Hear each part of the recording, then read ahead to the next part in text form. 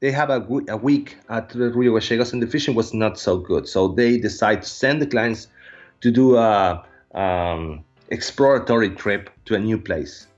And Gabriel asked the gaucho if they let him in, so they went and fished there. And when they came back, they came with pictures, and they just couldn't believe it, what they saw. Krister say, well, don't say where this place is. Typical mysteries in this business. Let's call it Jurassic Lake. That was Charly describing the clandestine start of Jurassic Lake. Heading to Patagonia today on the Wet Fly Swing Fly Fishing Show. Welcome to the Wet Fly Swing Fly Fishing Show, where you discover tips, tricks, and tools from the leading names in fly fishing today.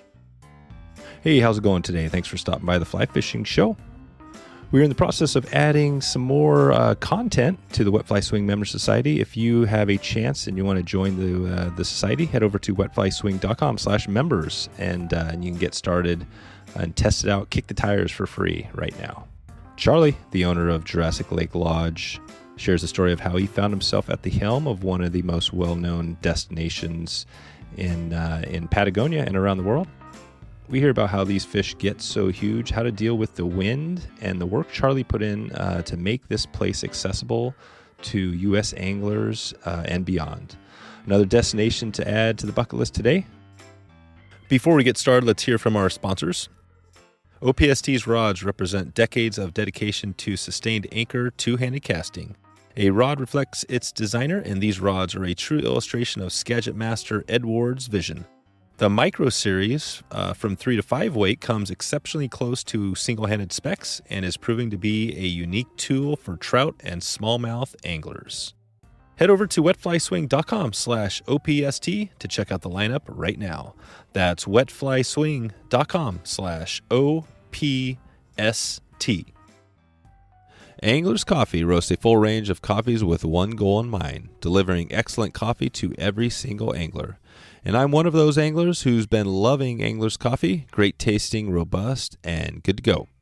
They just released a new subscription program, and you can get 20% off this box and all products at anglerscoffee.com. Just use the coupon code WetFlySwing at checkout to get 20% off of great coffee today. That's anglerscoffee.com. Without further ado, here is Charly from JurassicLake.com. How's it going, Charly? Hi, Dave. How you doing? All good on this side. Good. I was kind of going to call you your full name, Carlos, and I didn't even want to mess with the last name, so to mess it up. So I think Charly, right? Everybody calls you Charly. Everybody calls me Charly. It's Charly Lopez Casanello. I know it's hard for you to say it. Yeah, I'll try. Casanello, is that close? Yeah, something like that. Okay. Yeah, it's okay. All right, perfect. So we're going to jump into Jurassic Lake is probably, it's got to be one of the biggest names that's we hear about, from these destination trips. And it's because of, I think, a lot of things, right? You got huge fish and it's this amazing place. We're going to get into that, but just tell us how you first got into fly fishing. Well, I don't have a story of starting as a kid, the story of my father taking me fishing, because nobody in my family likes to fish, so I was the only one. And, living in the city, I was born in Buenos Aires, so it's a big city. There are some places to go fishing, but, I didn't have too many chances as a kid, just I had my rod, but my father really never took me fishing. So it was like discovering it by myself, like maybe when I was 15 years, I started going fishing by myself and met some friends. And when I was 18, around that, then I met a guy who was a fly fisherman. And I used to watch, some TV shows, and I didn't know what fly fishing was about. I never saw a fly before. Then I saw this guy and I met him and we started talking. And he really, really introduced me into the fly fishing, and it was great. From there, and I never stopped. No kidding. So around 18 in that range, and you go for it. Like when you got going there, I mean, Jurassic Lake obviously is a place we're going to cover. But what about other fishing? I mean, is there fishing all over the place down there in Argentina, and is it pretty easy to just get out and go fishing? Well, I mean, it depends on where you live. Argentina is very big, so usually you do some local fishing, and it depends on where you live. If you live in Patagonia, of course, you have trout fishing all over the place. If you live more in the north, for sure, you have a good river with some nice golden dorados there. Oh yeah. If you live in BA, there are not so many chances for fly fishing around. But if you travel like an hour, then you fish for some good fishing for dorados and some other fishes. So, I mean, Argentina is a great place to live as a fisherman, because there are so many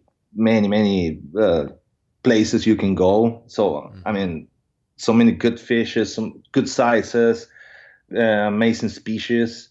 So it's really it's a dream place for somebody who likes to fish. Yeah.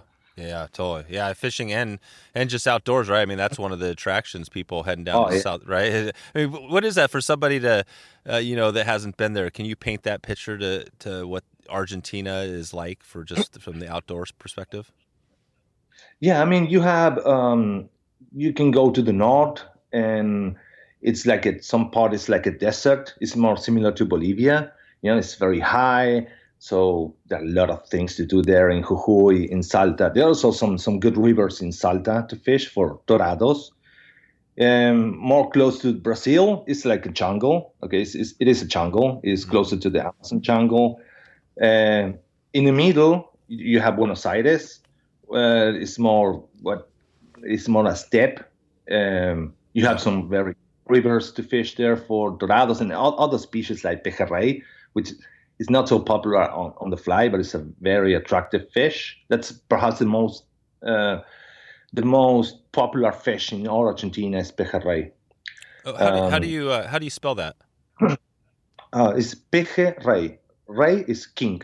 Peje is comes from fish, I guess. Oh yeah. So it's a kind of kingfish. It ain't that big. I mean, it's very attractive to fish.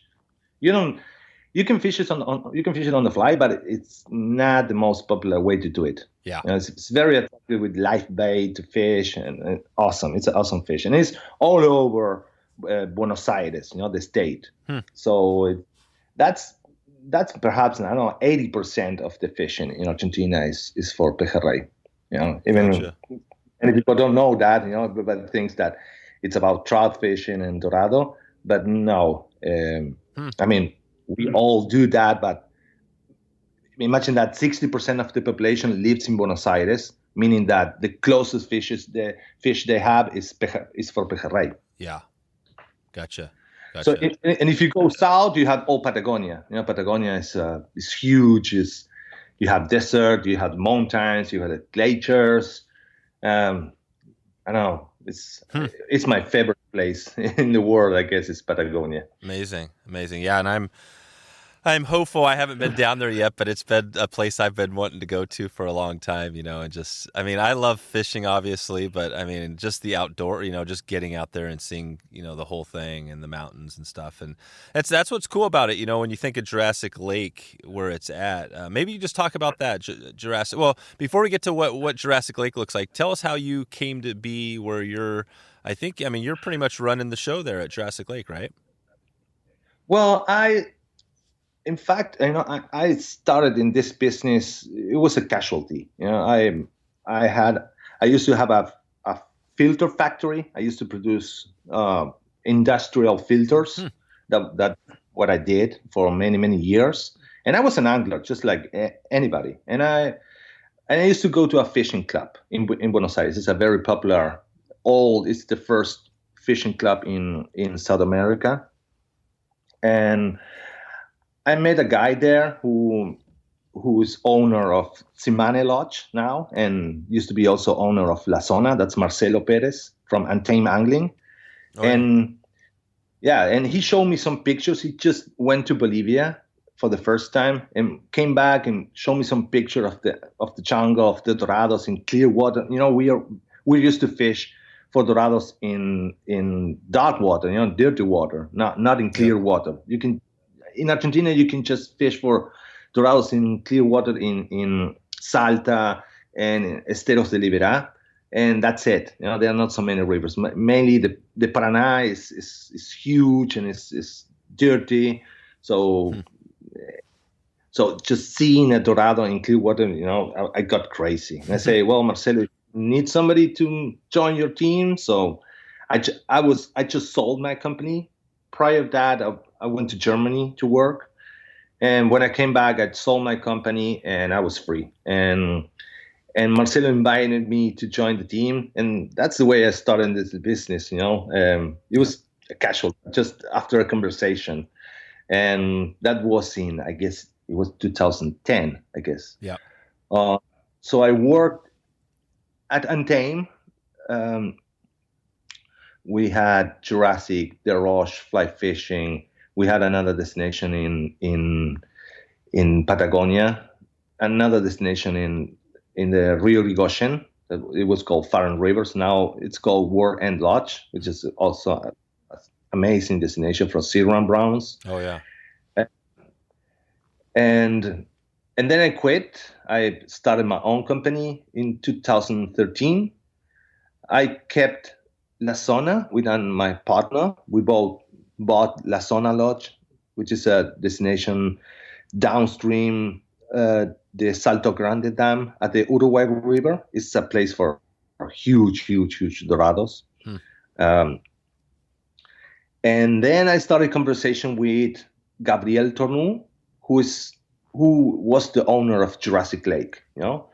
And he wanted to sell the company. So we get to a deal. And I always dream about going there, fishing there. And in fact, the first time I went there was just visiting the place, in order to make some business. So, and that was 2013. And well, we got to a deal, and the place was a camp. It was the old loop camp. The Jurassic Lake loop camp. That's the first station in the area. So it was in the middle of nowhere. The fishing was amazing. It was something that it's really, really unique. But logistics were terrible. But I was used to, in Untamed angling, we used to manage, complex logistics.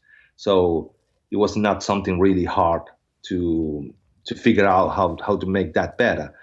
So we get to a deal, and then I put my foot on Jurassic Lake, That's it. Yeah. And then, so that was 2013, and now we're, 8 years later, and it's, since then, what has changed? Have you done some different things at the lodge, or is it pretty similar to what it looked like back in 2013? Oh no, it's completely different. When I took over that place, it was a camp. But a few years ago, people used to sleep in tents. That's the way it started. And then they built a small construction with some 4 tiny rooms and 1 toilet and 1 small kitchen and 1 small living room. And that was it. And that was the way I took it. And also arriving to the lodge, it used to take like 8-9 hours, Oh, wow. Driving over the volcanic plateau. So people used to call it the road to hell, and it was really the road to hell. So it was really tough. So we started building roads. That's perhaps the most expensive thing. The biggest investment we did was in roads, also an airstrip. Now we fly directly from Comodoro Rivadavia City. So we have a charter flight. Oh, wow. Besides that, we also built all the roads, a bridge over the Barrancoso River that we had to cross. That was also a nightmare because when the river was high, we couldn't cross. So it was also dangerous. And I built a new lodge with with 10 rooms and solar power, heating, everything. It's a very It's not a luxury lodge. Mm-hmm. Getting there, getting all the materials to build and everything was really a challenge. So it's very, very comfortable, and it's on the best location. I mean, it is right at the mouth of the Barrancoso River, which is, I guess, the best fishing beat in the whole world. You can see it from your room. Oh wow! It's a great location. When the guys that discovered this place, they fish all over the place, and of course the best spot was this estancia that I rent, and this is the fishing there is what everybody expect when they think about Jurassic Lake. Yeah, that's really, so basically you took the place from, like you said, a camp, just a camp with tents, which seems kind of amazing because of the wind and the weather, but you went from that and now you actually have a lodge so people can fly in. So when people come down, they fly into the city and then they can just take a charter right over literally to the lodge. Is that the situation? Yeah. The airstrip is just 15 minutes away from the lodge. So it's about 1.5 hours flight and then 15 minutes to the lodge. So wow. You depart on Saturday morning and at noon you're fishing. So it's small. Before that, it was 8 hours drive. Okay. And only for 350 kilometers. So, but the slowest part was inside the estancia, inside the ranch. It was really, it wasn't a road. It was just a path over stones. I mean, besides of the airstrip, we needed to build the road because of the logistics. Yeah. Imagine that, getting everything there because it is really in the middle of nowhere. So it was tough. So now we can drive with our trucks. We have only 5 hours drive to Calafate, and 5 hours in Patagonia is nothing. Oh, it's really? Really, yep. Yeah, like going to the supermarket. No big deal. Yeah. Okay. Well, I had a few more questions on kind of the history that we might get into a little bit later, but let's just take it down to the water and talk about the fishing, because I think that's what, most of the people you hear about, these huge fish. Can you talk about, maybe just take us to the lake, and is Jurassic Lake, I guess it's Lake Strobel, is that that's not the only waterway, right? Are there other fishing, or is that the main one you guys target? The name of the lake is Strobel Lake. Everybody calls it Jurassic Lake, and it is in fact our brand name. It's not the name of the lake, and we are happy about it, because our brand became very popular. And even if people are confused, it is a marketing success. Yep. And besides the lake, there is only one river. That's the Barrancoso River. And that's the only river that flows into the lake. The lake has no outlet. And you have also another small creek called the Moto Creek that runs only in the early season. That's October, November, maybe to mid-January, and that's it. And you have and the lake is surrounded by a lot of lagoons, and most of them, they have trouts. Some of them have really, really big trouts, but we really don't fish those lagoons so much. We mainly fish bass at the lake, the mouth, and the river. The river is about 40 kilometers long. That's, 27 miles or something like that. And 95% of the river runs inside our property. So we really have a lot of water to explore during a full week, which is our standard program. And around Jurassic and around the lake, there are some other lakes close there, like the Quiroga Lake and the Capitan River. And if you go south, you have the Gallegos River for sea rum browns. And you have the Santa Cruz River, where you have king salmons and steelheads. The area is amazing. Sometimes I take my truck and I drive like 300 kilometers, and I cross 3 of the best places in the world to fish. The Gallegos River is awesome for sea runs. I mean, the Santa Cruz River, it has a very short season for steelheads, but it is the only river in Argentina with steelheads, and I guess it's the only river in the Pacific, in the Atlantic, with steelhead. That's what I heard. Oh yeah. And then you have Jurassic Lake, so that's only 300 kilometers away, and that's it. Gotcha. So that's South Patagonia. No? South Patagonia is different than North Patagonia. Everybody, when they think about Patagonia, they probably think about San Martin de los Andes area, the mountains and the trees and beautiful sceneries and fishing for brown trouts, brook trouts, and rainbows. Mm-hmm. South Patagonia is different. It's more extreme. Extreme is the weather, but also extreme is the fishing. So it's perhaps right now the situation is that it is a different public that goes to South Patagonia, than the people who goes to North Patagonia. I guess because it's because of the weather. I'm not sure. In the south, it is windy. It is more cold than in the north, but I mean the fishing is unique. It's the best fishing in all Patagonia for sure. Yeah. And you guys are you're in South Patagonia and the fishing. So that is the one thing, you have the weather. And the fishing's unique just because is it mainly because these fish are so big, these trout and how big are these fish? Well, I mean, in the Strobel Lake and at the river, especially in the lower section, you can find, we catch every week a few 20-pounders. Wow. And the average size is about 8 to 10 pounds. This is insane. It is insane. And numbers. And I mean, it's not just about the size. I mean, the lake is okay. I mean, you can fish all around the lake, and it has some nice trouts. But usually you catch 1, 2, 3 a day, and that's it. But as closer as you get to the mouth of the Barrancosa River, that's what really makes it different. That's what everybody expects when they come to Jurassic Lake. It's the mouth, the lower section, and a bay called Cochinos Bay, which is mythical, and the bay and all the bays surrounding the mouth. Those are the most productive places to fish.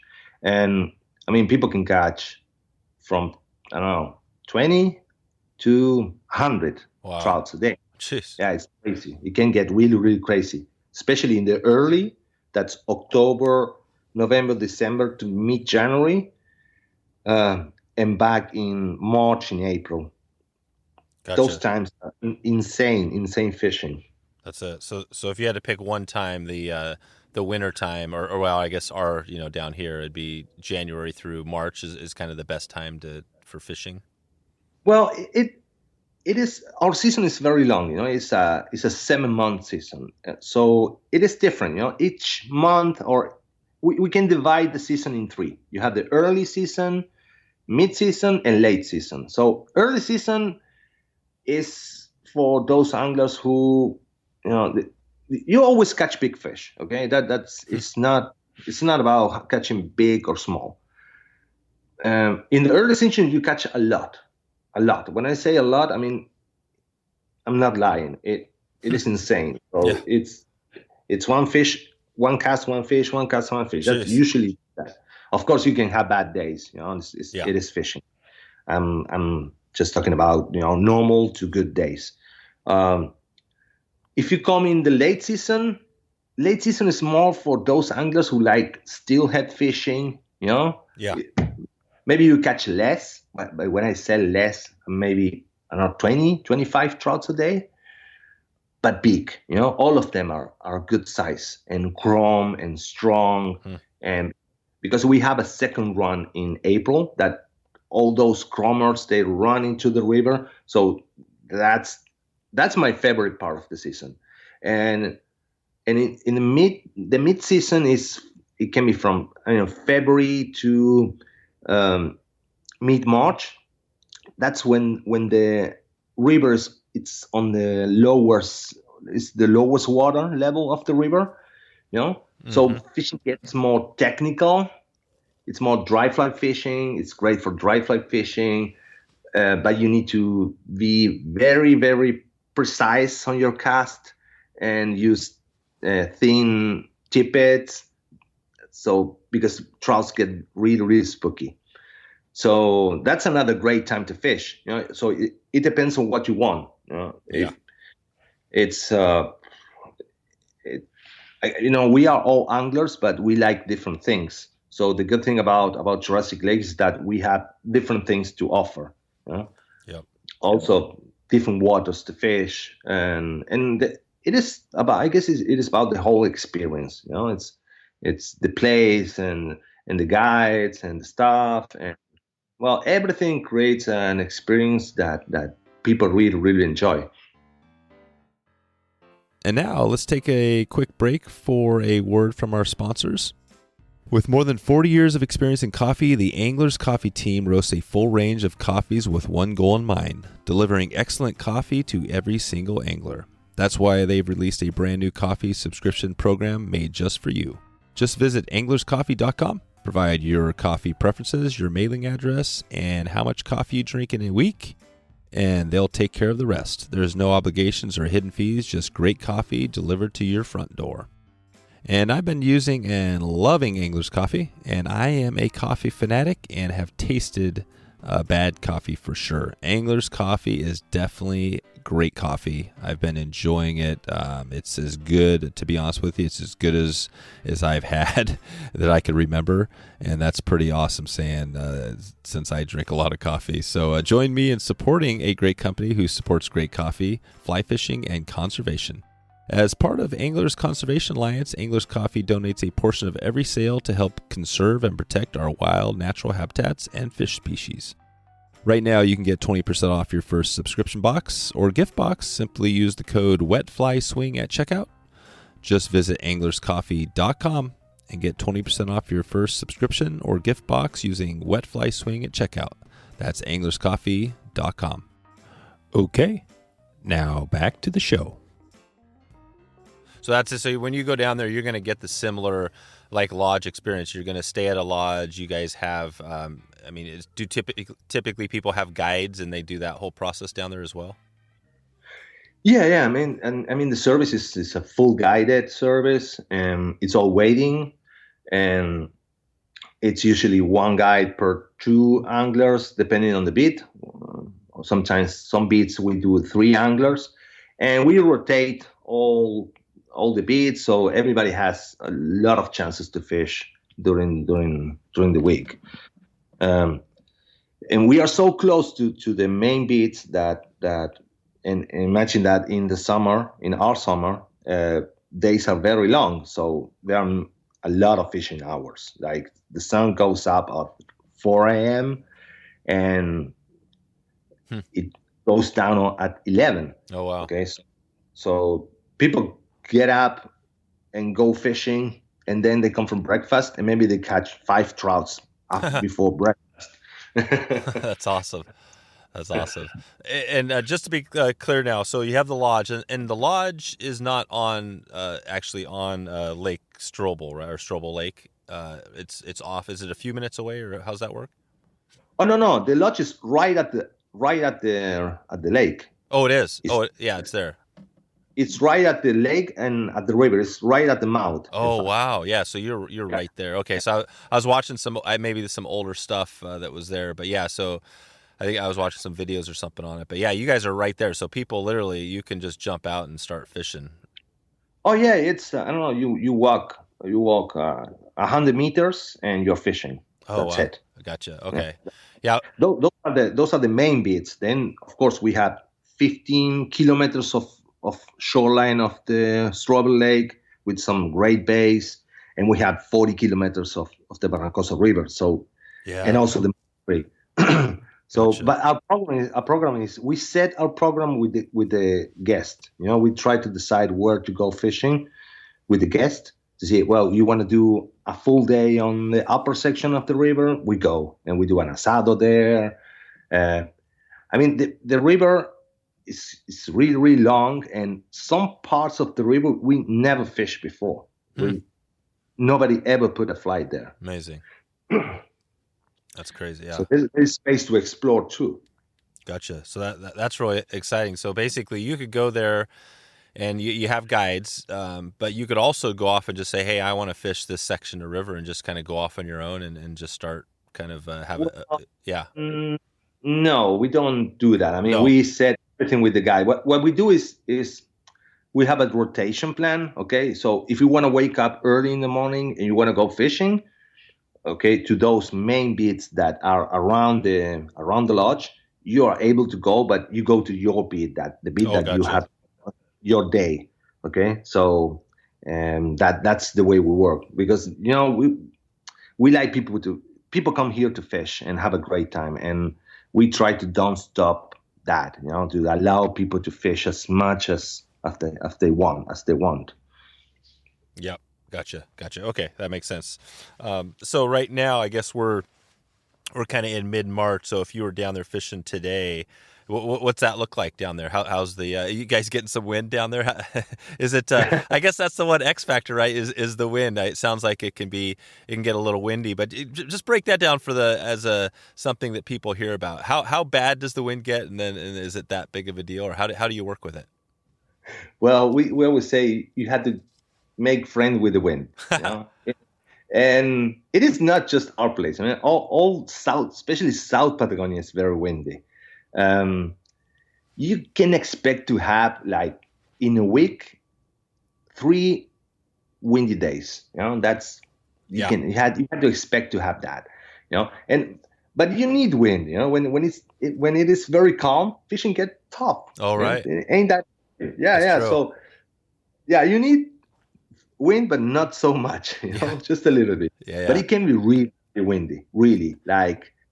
The windiest day I was there, it was like 100 miles. Oh, wow. Yeah. Like almost like not quite a hurricane, but some pretty powerful stuff. Yeah. But usually, you can expect to have like from 10 miles to, I have to think in miles. Yeah, miles per hour. Yeah. 30 or something maybe like that. 30, yeah, 40. 30, 30 is a kind of, it is windy, but you're still able to fish, no problem. And we are lucky that our location, you don't face the wind. Of course, in some bays you have to face the wind, but most of the places you have some wind protection, or the winds blows on your back or on your side. So we really just those days that the wind is so strong that, I mean, it's even dangerous to go outside. I don't know, 99% of the days we are fishing. Yeah. We're fishing. We almost don't stop. But of course, I mean, you need some casting skills to fish in the wind, and this place was very popular with European anglers, Swedish, and they really know how to cast in the wind. So they have some great techniques, and our guides, they also know those techniques, and they try always to teach guests when it is windy on how to cast in the wind. I mean, once you learn it, once you get used to it, I'm not saying it's easy, but it is not impossible. Yeah, it is not. Yeah. No, I hear you. I think I've been around quite a bit of wind too, and sometimes, it's a lot of times wind isn't blowing, it's more gusty, right? So sometimes maybe you could wait till a gust stops and then make your cast. And what does that? Yeah, what does that look like when you're, like, as far as the fishing? So you're on the bank, you're casting.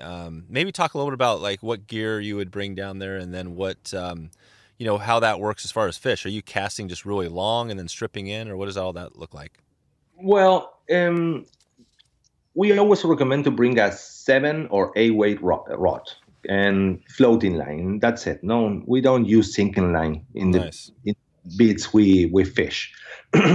So flies, the kind of flies is same classic trout flies. Of course, we had some special patterns. Our guys, they love to design some patterns, but mainly it's a classic trout flies, pattern. But you need to have good hooks, okay, very strong hooks. Mm-hmm.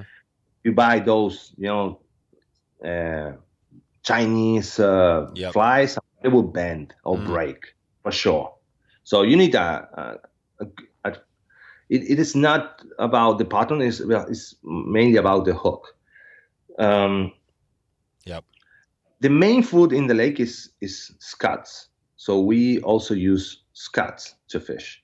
And dry flies, big dry flies in early and late season, and tiny dry flies in the middle season.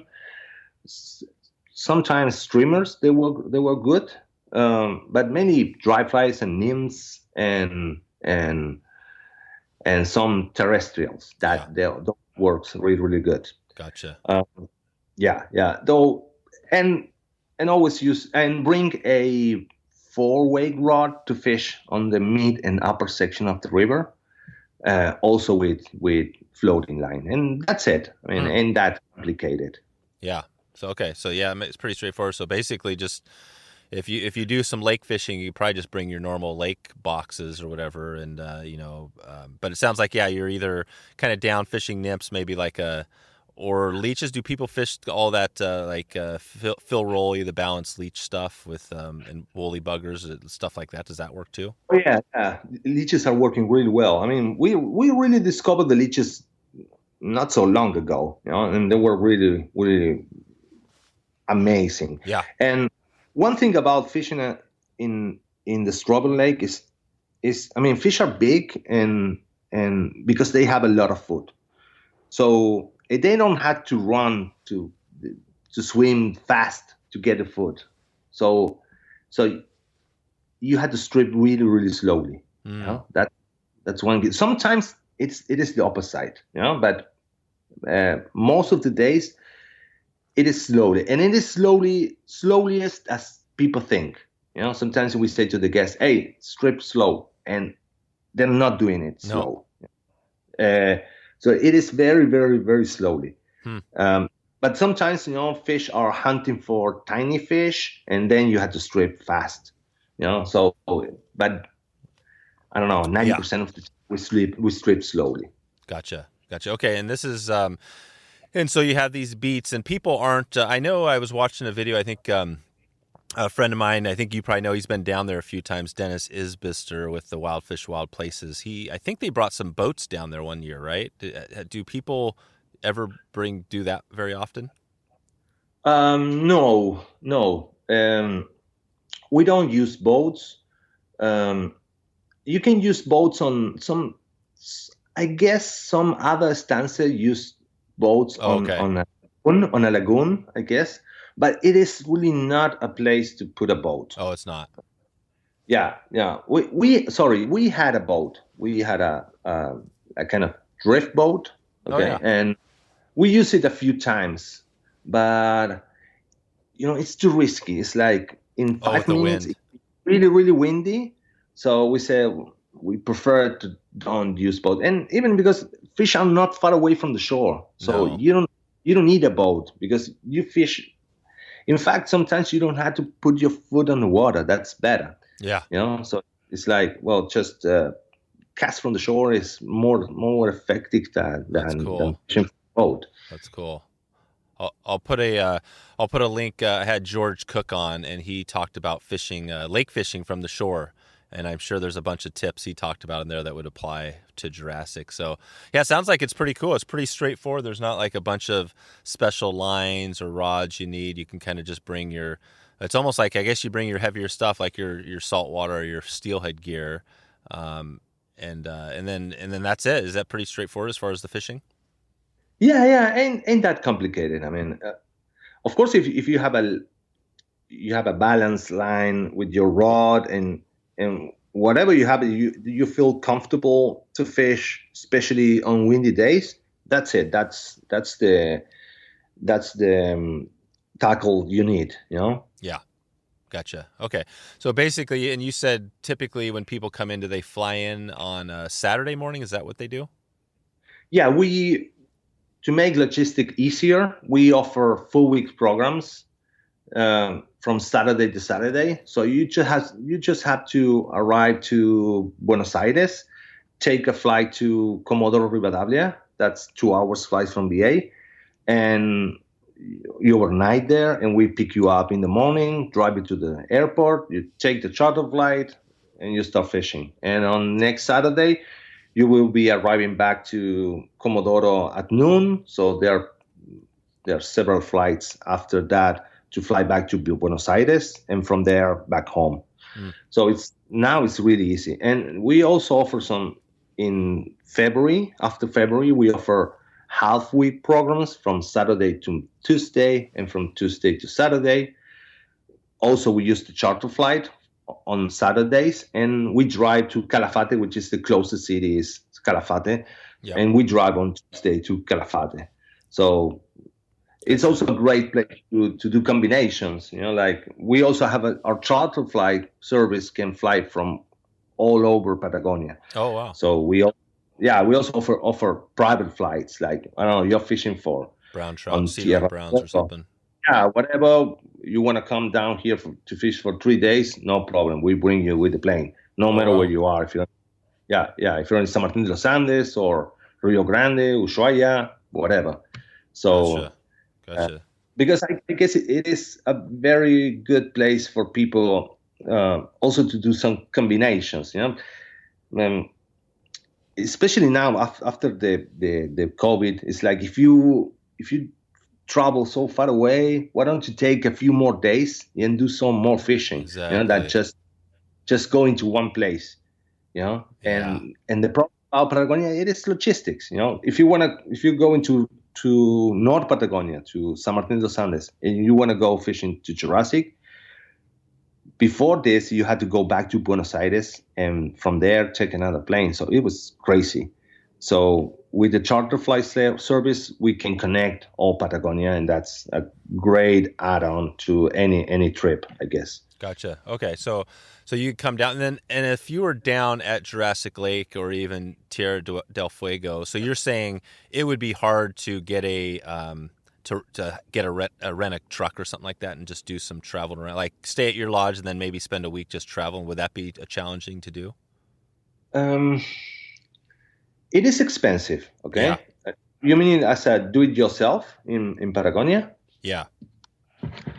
Well, renting a truck, it is expensive in Patagonia. Yeah. Renting a car, it is more expensive than in the States, but it is possible. Distances are very long. That's right. And another thing about do-it-yourself in Patagonia is that, especially in the South Patagonia, is that estancias are huge. It's like we're talking about 30,000 hectares. I don't know in imperial. Right.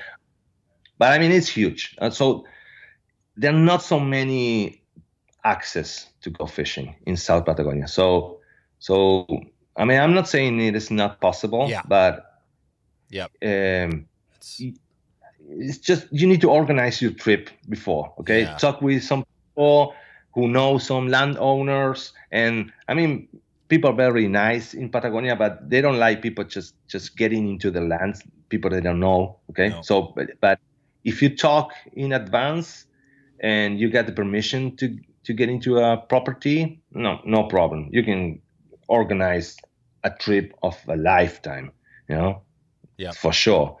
In North Patagonia, it's different. You have more access. They're not such a big estancia with maybe half of the river, like in South Patagonia. Okay, you have estancias in South Patagonia that they have both sides of the river for 100 miles. Okay, so how do you get into that river if you don't have permission? I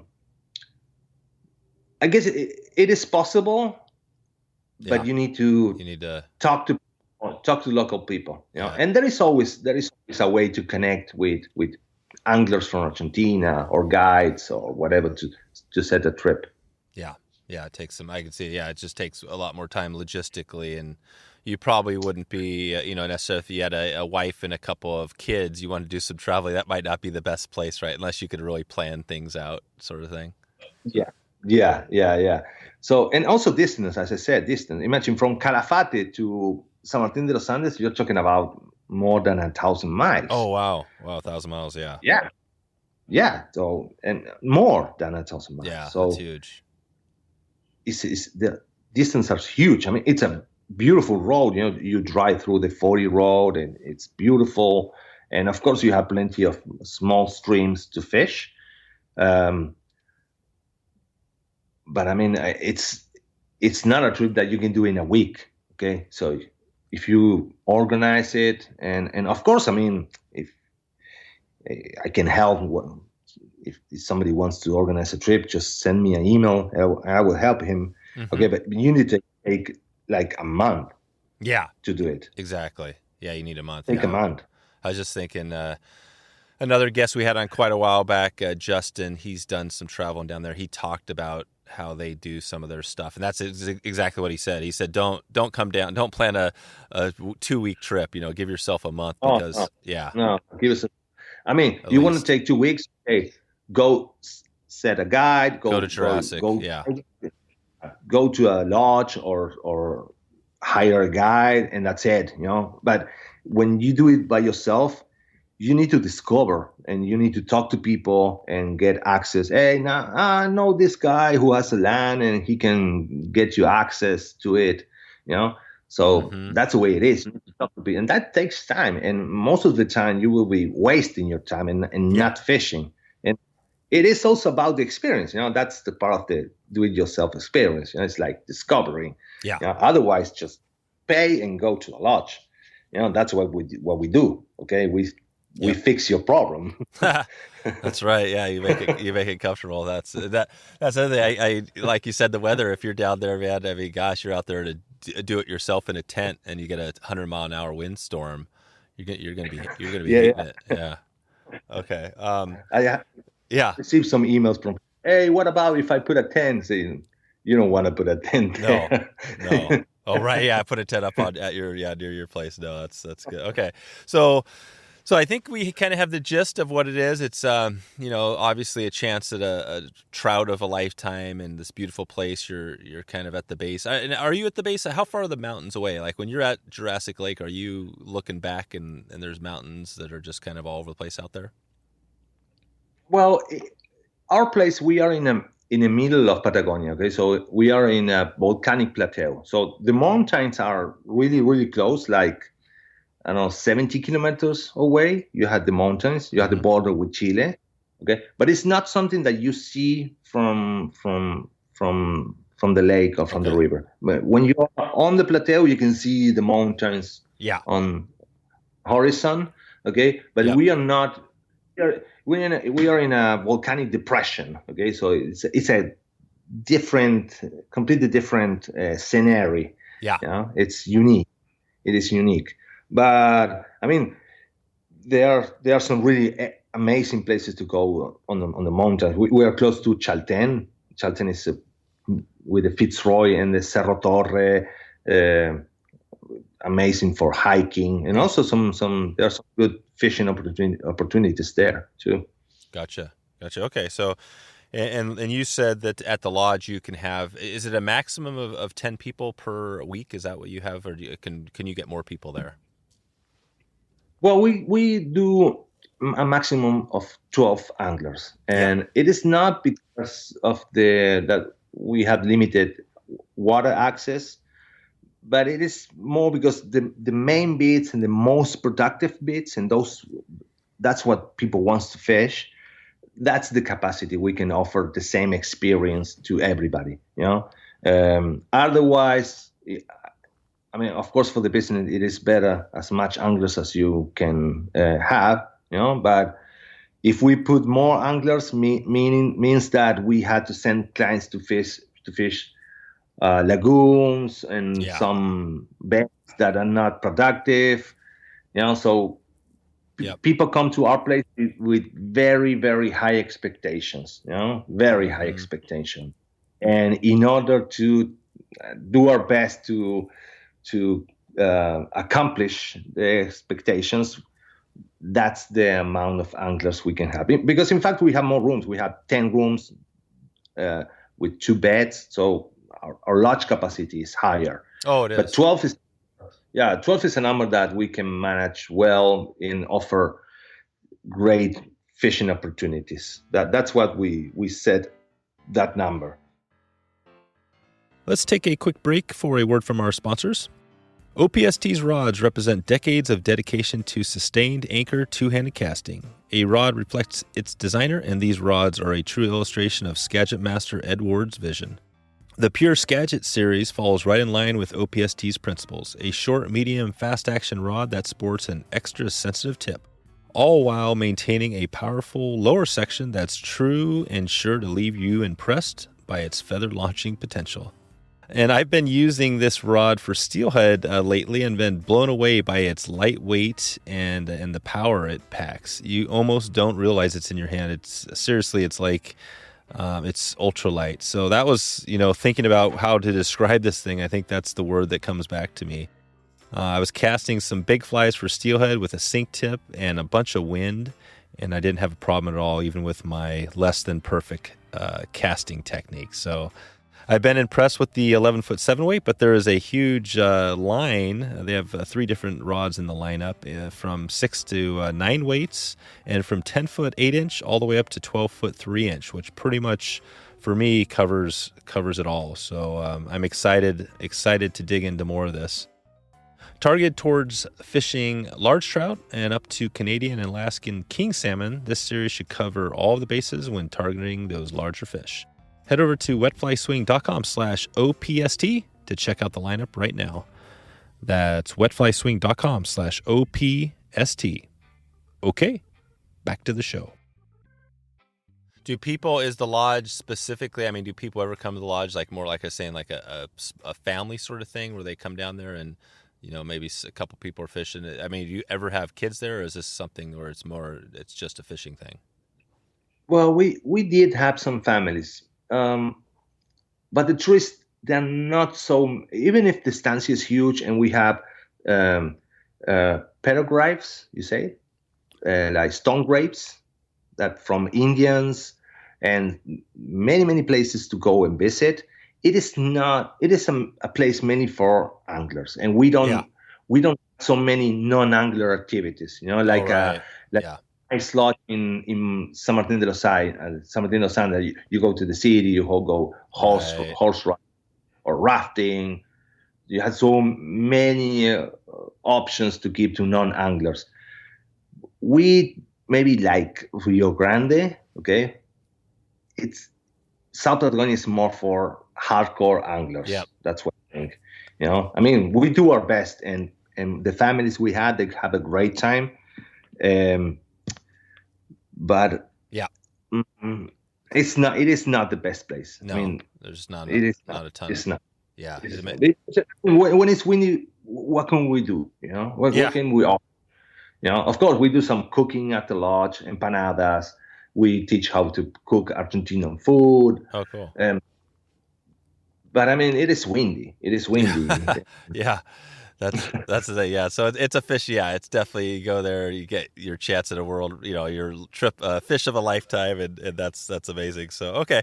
Well, I want to talk just before we get out of here on the history. I don't know. Do you know the history of the lodge? I know originally somebody brought in those fish, and was that the same person that you bought it from, or is that a whole different process? Well, the place is in fact a brand new fishery. Okay. So imagine, but trouts are not native from Patagonia. Okay, so rainbow trouts were brought from the States. I guess that brown trouts were brought from Europe. Okay, and they have in Patagonia 100 years ago, and this place started in 1994, so it is quite new.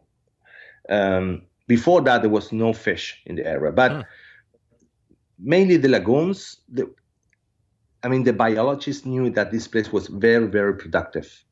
and the amount of food was incredible. So the sheep, the farms, the ranch in South Patagonia, they mainly have sheep. And there was a few very strong winters with snow. And after that, they lost a lot of sheep. And after that, there was a volcano, the ashes of a volcano that really destroyed business. So a company encouraged landowners to start putting trouts in the lagoons, to start a trout farm. Okay. Yeah. So Angel Rodriguez, who is the owner of the estancia, is a gaucho from Patagonia.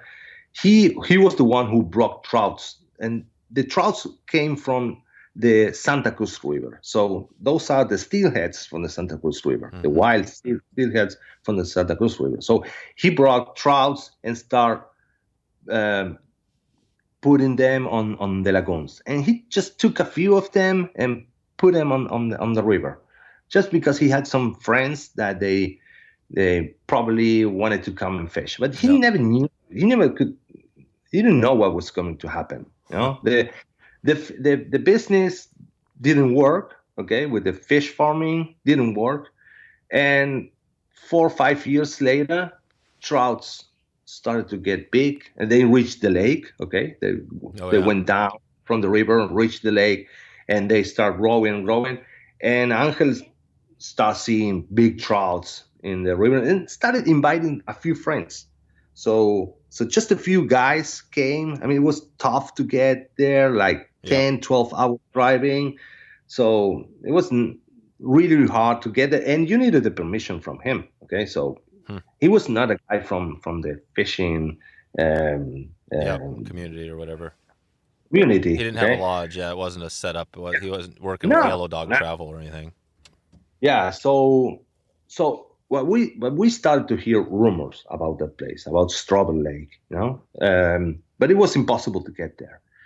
And Gabriel Tornu is a lawyer from Rio Gallegos who was his lawyer, okay? And he was also the landowner's lawyer. And he was also managing Buitreras Lodge, which is in the Rio Gallegos. It's a beautiful lodge. Who is the owner is Krister who was owner from Loop. Oh yeah. And Krister and Gabriel organized. They have a week at the Rio Gallegos, and the fishing was not so good. So they decided to send the clients to do a exploratory trip to a new place. So they organized a trip to go to Strobel Lake. Okay. And Gabriel asked the gaucho if they let him in. So they went and fished there. And when they came back, they came with pictures and they just couldn't believe it, what they saw. Okay. So, and then Krister say, well, don't say where this place is. Don't say anything. Typical mysteries in this business. Let's call it Jurassic Lake. Okay. And that's where the name came from. Oh, gotcha. Okay? So it's like a kind of mystery. Like Jurassic, right? The whole Jurassic Park, Jurassic Lake. Don't say the name until we get to a contract or whatever with the landowner. Okay. So that's where the name came from. So that was in 2005, I guess, around that. Okay. Yeah. So next year they started the first camp there. Okay. Still getting to that place was really tough. So it was just like an outcome for Buitreras guest. It's like, well, you come to Buitreras and then I send you to fish a few days on a tent. And the Rio Gallegos, the public is more European. European anglers, they love that river. And so most of the guests also at Jurassic were from Europe, and it was not really open for U.S. clients at the beginning. European anglers, they are they really don't care so much sometimes about accommodations. So they are fine about going to a tent. They just want fishing. I'm not saying that U.S. clans are not like that. I mean, the average is like that. So it was okay. It was okay. So they went to fish for sea run browns, and then they went 3 days for rainbows. Because really Europeans, they like more sea runs. Yeah, they like the sea runs. Yeah. Yeah. So when I saw that place, I say, well, this is a destination by itself. It's like it shouldn't be just an outcome for witreras. So and after that, after I took over the place, it's like the place became more popular, and building the roads and the airstrip, we gain access to more public to offer. It's like, our market is very, very short. So imagine that if I tell you, well, but you need to drive 10 hours. Okay, who comes? Yeah, you make that market even shorter and shorter and shorter. So now it's a place where everybody can go and everybody can fish, and I guess it became more popular, and I guess now it's one of the most popular brand names in the market, and we are very happy about it. And I think that almost any angler knows about our brand or heard about it. Yep. That's true. So, it's true. Yeah, I think everybody, and for me, I remember always thinking of Tierra del Fuego first. My dad was down there, did some fishing, and the Sea Run Browns was always, and something I was thinking about. In Jurassic, I heard about it like probably later sometime, and and it's just, I mean, just as amazing, right? I mean, you got these huge fish. And are the fish these steelhead, these trout, steelhead trout, whatever, that are in the lake? So are people going into the river and like swinging for steelhead just like you would for swinging steelhead up in the like British Columbia? Not so much, because it is not a big river. Okay, right. So it is more like some pocket fishing. You have more pocket fishing. Yeah. So it is a creek. Okay, it's not a big river. It's a creek. You can wade across it. Yeah. So it's more like regular trout fishing. You cannot use other techniques. Like gotcha. Steelhead. Yeah. Right. So you're fishing, you're basically trout fishing, but again, you're trout fishing for some of these fish that might be up to 15, 20 pounds. Yeah, it is Jurassic fishing. Yeah, well, that's why the Jurassic, that's why the name is so good. It's like, because instantly you think of like dinosaurs, obviously. Yeah. And I was just watching that program. Oh God, what was it on? They were. It was the F3T, the film tour. I was talking to them. Yeah. I have them coming on soon. The guys that run that, we're going to talk. And I was watching some of their videos, and they had this one on taimen, which is pretty much the biggest salmonid in the world. And it was just this amazing story about these Far East Kamchatka taimen, right? Yeah. I don't know. The more I get into this, it's like you're at one of those amazing places. I hope to get down and see you. It'd be really cool to meet you in person.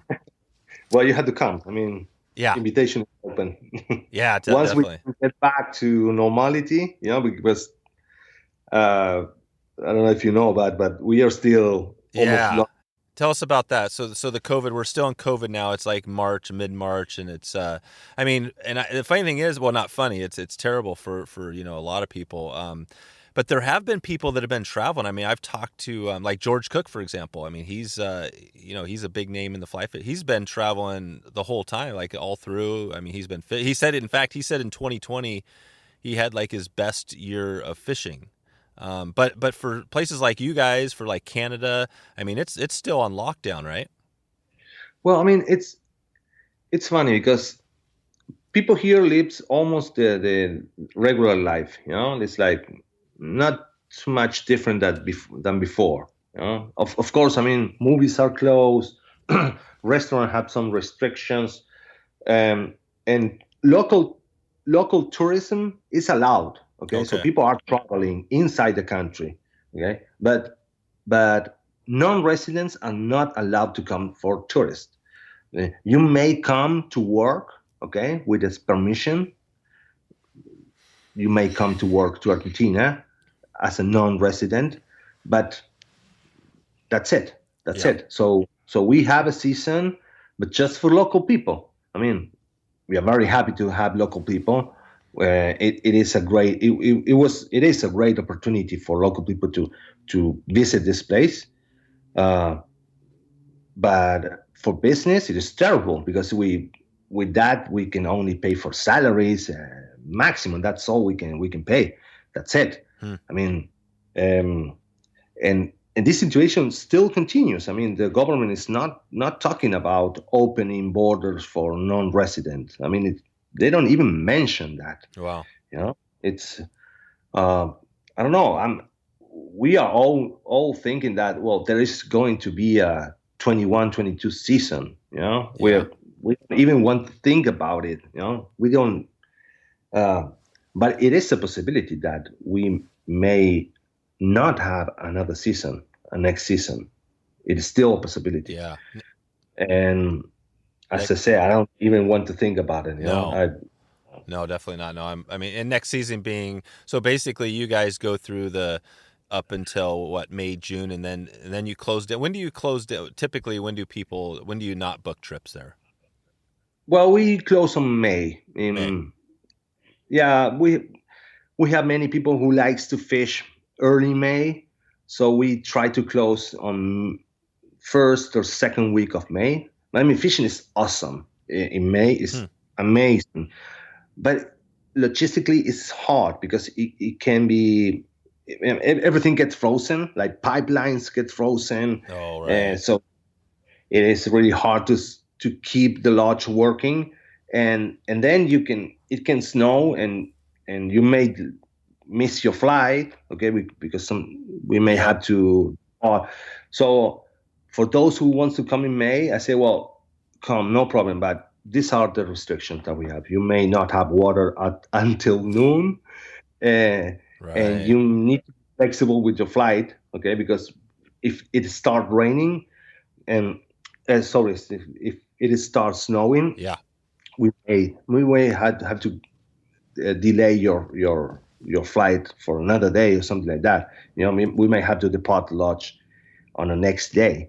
So if people understand that, no problem, because we really, really enjoy fishing in May. Okay, it's awesome. It is awesome. And we start in October. We start in October. Gotcha. Gotcha. Okay, so it is a very long season. So basically, it's just mostly the winter. The winter is what keeps things are kind of shut down, and then October. So people right now, I mean, well, I guess we're not going to talk. I mean, because COVID, who knows what's going to happen? But in a typical year, you could start fishing, in October, all the way through like April. Yeah, and then it is the longest season in Patagonia. I think no other place has such a long season, because Zero and Brahms is a very short season. It's January, February, and March, just like king salmons. Yeah, almost the same. And North Patagonia, they start in November. They have the typical November to April season. So yeah, this is our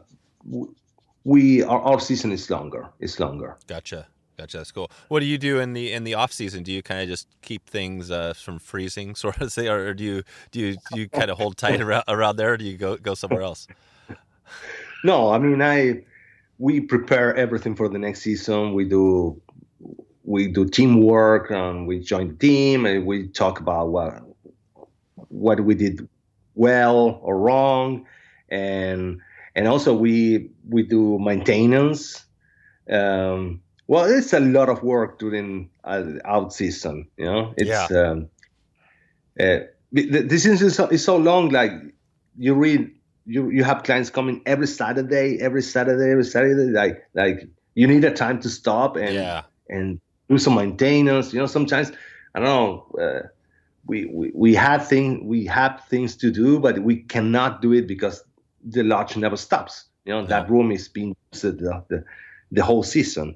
So and we need a break too. We need a break. Yeah. It is very exciting, during the season, but it is a lot of work.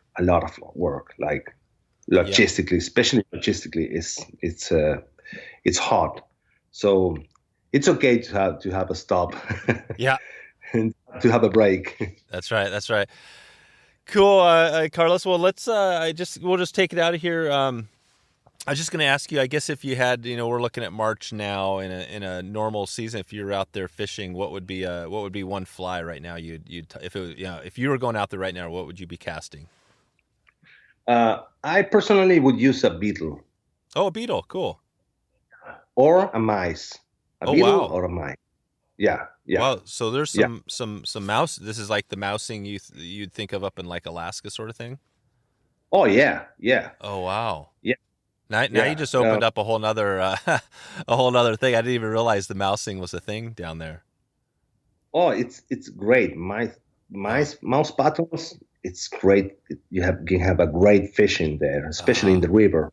It's amazing. So, yeah, the place is full of mice. Like normal land mice. That's the way you call it. Yeah. And especially in March and April, the population gets higher. So trouts are used to eat mice. So mouse patterns, they were great. They were great. I remember once I took a mice, a living one, and dropped it into the water, and you count to 5 and plop. No way. Gone. Yeah, gone. Wow. So yeah, I mean, it's very similar. I guess it is. I mean, obviously it's south, but it's kind of like the Alaska experience, right? I mean, it's similar deal where you guys have to shut down in the winter because of the weather. But the summertime, I mean, what is it like as far as, so in March, is it pretty, like, can you get a pretty hot day there? You can. I mean, it is, we really don't think about hot and cold. Okay. What makes a difference, it is the wind. The weather is so dry, it's very dry, that it can be like 5 degrees. Sorry about. 5 degrees. Yeah, that's roughly. That's almost freezing. Well, yeah, almost freezing, right? It's almost freezing, but if there is no wind, you can be using a t-shirt, no problem. Oh wow, no problem. Yeah, no problem. And it can be 20, okay, 20. Which is hot in Patagonia for 20. It's a very good temperature. And if it is windy, it's going to get colder. Yeah. It's mainly about the wind. And the windiest months are the summertime. Yeah. So January, February are usually the windiest months. Gotcha. So October, November, December, and back March and April are the calm days. I mean, it's not a guarantee, okay? Not at all. I cannot promise good weather, but you really get used to it. You really get used to it. At the beginning, it's like a shock. It can be a shock, like, oh, it is windy. Yeah. But then you realize that you can fish. You can go fishing, and you can go to the river, and it doesn't make a difference. And you are fishing for 20-pounders. Who cares? Yeah. Okay? And you have a whole week. And you may have a good day and a bad day, but you will fish. You will fish a lot. You will fish more than in your life, perhaps. Yep. So. And it's about the challenge too, and that's, I mean, and one of the reasons why trouts are so big is because of the wind, okay? Because the wind oxygenates the water, okay, and move the water, and that's one of the reasons why there's so much food into the lake. Oh wow! So the lake needs the wind, and the trouts needs the wind. So it's a part of the system. Yeah. That makes sense. So that's a good way to look at it. The wind is actually, without the wind, if that was a calm lake, you probably wouldn't have these crazy size fish and fishing.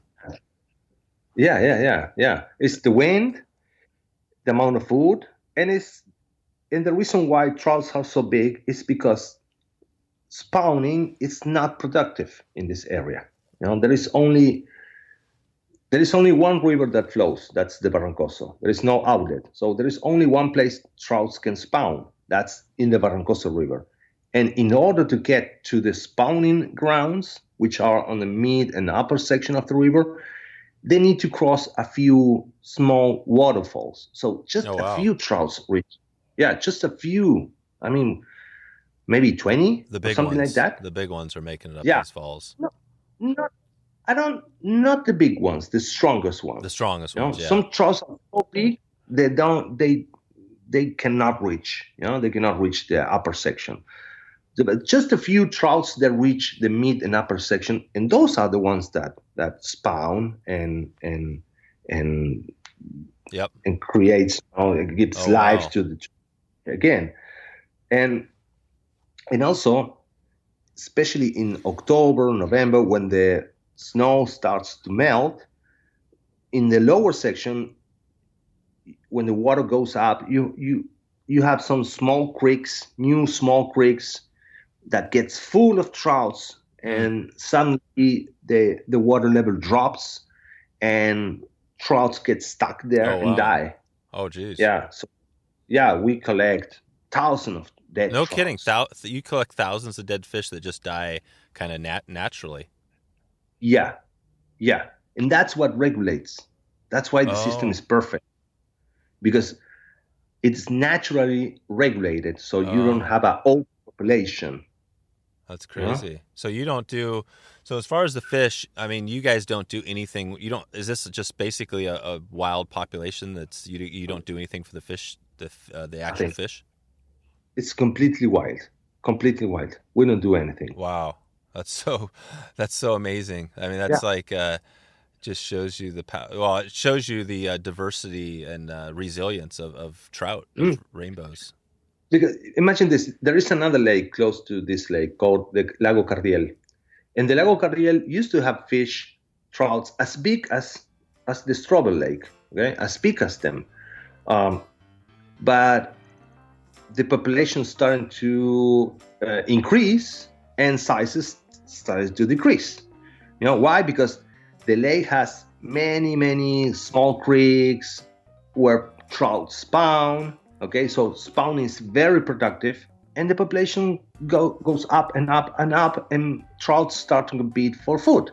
Yeah, it's natural. It's like having cows. If you have 10 cows, you can have 10 big cows. If you have 100 in the same place, you have 100 small ones or thin ones, and it is the same. And this is the real reason why trouts are so big in Strobel Lake and the Barrancoso River. It's a combination of the wind, food, and the low